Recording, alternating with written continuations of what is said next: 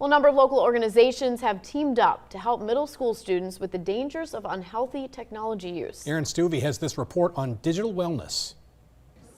Middle school students in St. Peter took part in a crash course in having a healthy relationship with technology. Them being a little overexposed to some of the things that are available digitally to them.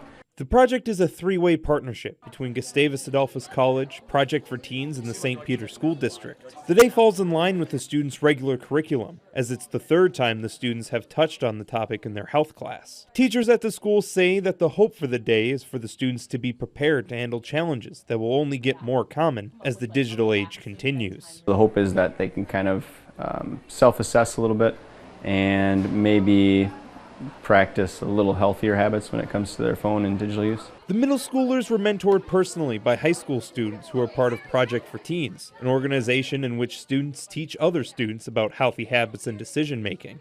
That partnership has been going on for a number of years, but new this year was support from the neighboring Gustavus College. The college says that they see similar problems with health and technology in their students. So with the help of a grant from the Mankato Clinic, they hopped on to give their support to the project, while also giving some education majors the chance to make an impact in the school setting. We know it has deep effects on physical health, mental health, social relationships, academic success and focus.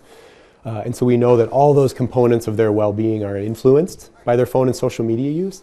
And so we think it's a vital conversation to start as early as possible. In St. Peter, I'm Aaron Stuvey.